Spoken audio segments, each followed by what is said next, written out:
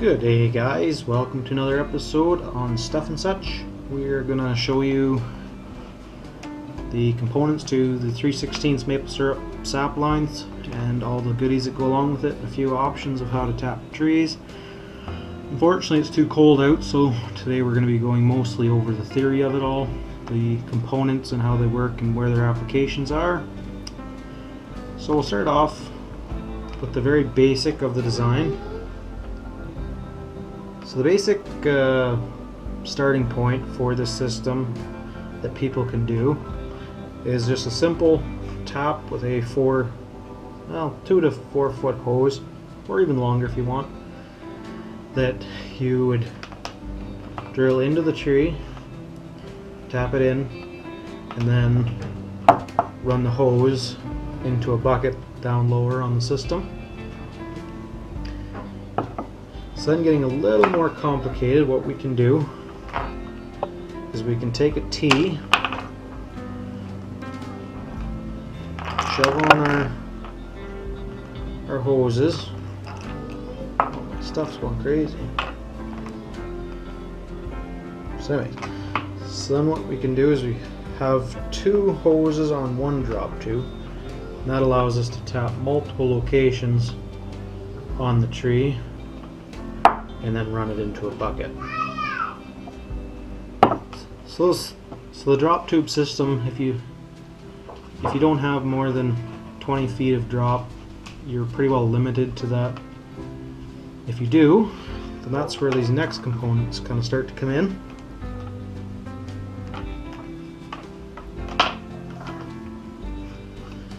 So we have a T, you've seen that one before.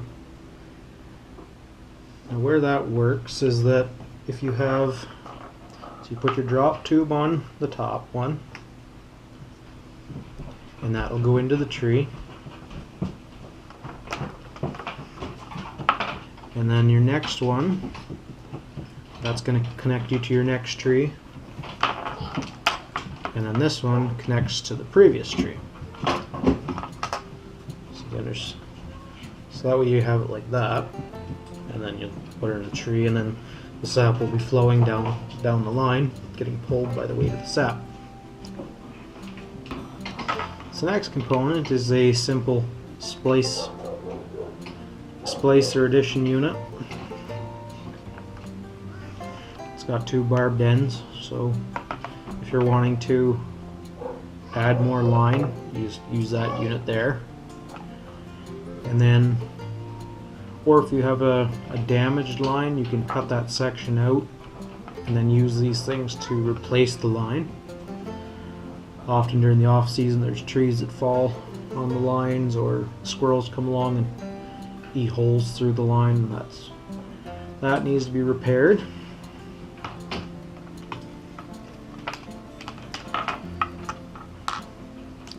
So then we'll do this first.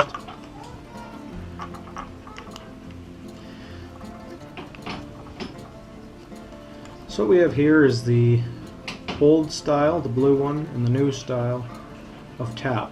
The old style of tap used the 7/16 drill bit to drill into the tree, and then this would go in that. The new style uses the 5/16. So you use a 5/16 drill bit, drill into the tree, put that in. There's been lots of studying going, proving that there's been no drop in production between the smaller hole in the tree, and there's been lots of improvements on the tree's overall health. On the bottom side of the hoses we see the old style, the 5/16 versus the new style, the 3/16 hose. The 3/16 hose seems to be the new industrial standard. It seems to,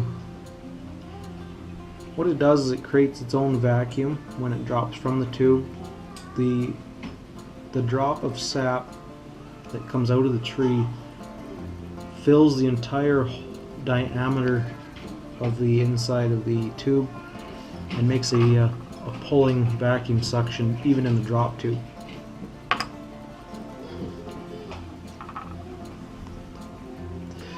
So now that we've determined that 5/16 was the old style, there's a lot of bushes. There's a lot of sugar bush that are still currently set up that are converting over to the 5/16, or sorry, converting over to the 3/16. So instead of removing all the equipment that they have and replacing it, what they can do is use the 5/16 line that they currently still have in the bush and make their own drop tubes.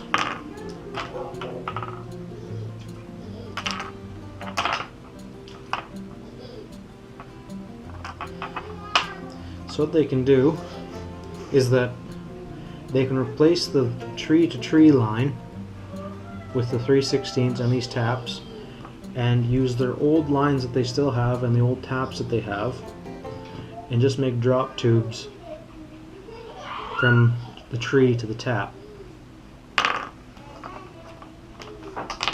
In the description I'll link some links to some ads I have for these for sale. I have the tees, I have tees with drop tubes and several length options available. I have the tees available, I have the conversion tees available, and I have various kits. I also have the repair splice kit also.